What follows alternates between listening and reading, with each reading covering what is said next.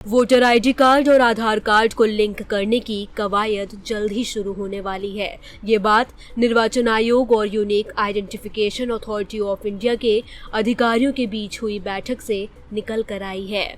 चुनाव आयोग ने इस संबंध में एक पत्र जारी किया है। इसके बाद इस मसले पर राजनीति तेज हो गई है। लोकसभा में नेता प्रतिपक्ष राहुल गांधी और बीजेपी आईटी सेल के मुखिया अमित मालवीय ने अपनी प्रतिक्रियाएं दी हैं। यूआईडीएआई और भारतीय चुनाव आयोग के अधिकारियों के बीच नई दिल्ली में 18 मार्च को एक बैठक हुई। बैठक में मुख्य निर्वाचन आयुक्त ज्ञानेश कुमार के अलावा यूआईडीएआई के सीईओ शामिल थे।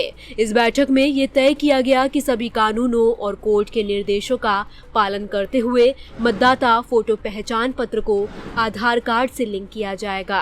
इस बात की जानकारी आयोग के एक पत्र से निकल कर आई है। पत्र में लिखा गया है, चुनाव आयोग 1950 के अनुच्छेद 326 और सुप्रीम कोर्ट के निर्णयों के अनुसार वोटर आईडी कार्ड को आधार कार्ड से जोड़ने की कवायद शुरू करेगा। अनुच्छेद 326 के अनुसार वोटिंग का अधिकार केवल भारत के नागरिक को ही दिया जा सकता है, जबकि आधार केवल व्यक्ति की पहचान है। इसलिए ये फैसला लिया गया है कि आधार के साथ मतदाता फोटो पहचान पत्र को जोड़ने का फैसला सभी कानूनों के अनुसार लिया जाए। इस मसले पर यूआईडीएआई और ईसीआई के एक्सपर्ट्स के बीच तकनीकी परामर्श जल्द ही शुरू होने वाला है। चुनाव आयोग के पत्र जारी करने के बाद कांग्रेस सांसद राहुल गांधी ने एक्स हैंडल से एक पोस्ट किया है। उन्होंने कहा, चुनाव आयोग ने आज आधार को मतदाता पहचान पत्रों से जोड़ने का ऐलान किया है। कांग्रेस और इंडिया गठबंधन के लोग मतदाता सूचियों के मुद्दे को लगातार उठाते रहे हैं। इसमें वोटर लिस्ट में असामान्य रूप से अधिक संख्या में नाम जोड़ा जाना, अप्रत्याशित रूप से हटाना शामिल है। इसके अलावा डुप्लीकेट वोटर आईडी कार्ड के आंकड़े भी शामिल हैं।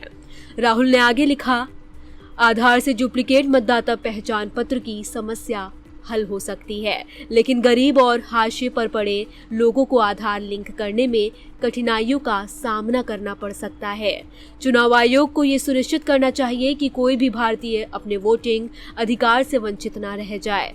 साथ ही गोपनीयता संबंधी चिंताओं का भी हल निकाला जाए।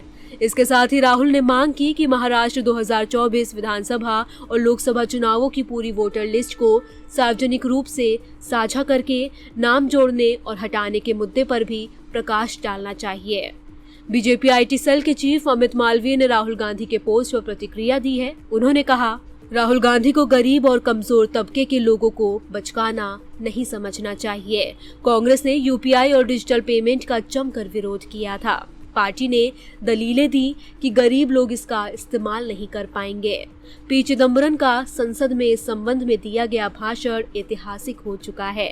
उन्होंने आगे लिखा, साल 2023-24 में डिजिटल पेमेंट ट्रांजैक्शन की कुल संख्या 18,737 करोड़ तक पहुंच गई, जबकि 2017-18 में ये 2071 करोड़ थे, यानी हर साल लगभग 44% की वृद्धि। इन ट्रांजैक्शंस की कुल कीमत भी 2017-18 में 1,962 लाख करोड़ रुपए से बढ़कर 2023-24 में 3,659 लाख करोड़ रुपए हो गई।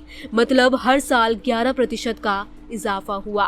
इसमें यूपीआई का बहुत बड़ा हाथ रहा है। मालवीय ने कहा कि राहुल गांधी को इंडिया गठबंधन की कभी सहयोगी रही ममता बनर्जी की पार्टी की ज्यादा चिंता करनी चाहिए, क्योंकि टीएमसी के सामने अपने कोर वोटर बेस अवैध बांग्लादेशी और रोहिंग्या को खोने का खतरा है, जो फर्जी वोटर कार्ड के जरिए मतदान करते आए हैं। बता दें, ये फैसला ऐसे समय लिया गया है जब कांग्रेस, तृणमूल कांग्रेस, शिवसेना समेत कई राजनीतिक दलों ने एक ही मतदाता पहचान पत्र नंबर वाले वोटर्स का मुद्दा उठाया है। राहुल गांधी ने बीते दिनों महाराष्ट्र विधानसभा चुनाव में गड़बड़ियों का आरोप लगाया था। उनका दावा था कि 5 महीने के भीतर राज्य की मतदाता सूची में 39 लाख से ज्यादा वोटर जोड़े गए। उन्होंने आयोग से फाइनल लिस्ट की मांग की थी। चुनाव आयोग ने माना था कि कुछ राज्यों में खराब अल्फान्यूमेरिक सीरीज के कारण गलती हुई थी। इससे एक ही नंबर दोबारा जारी हो गए थे, लेकिन इसे फर्जीवाड़ा नहीं कहा जा सकता।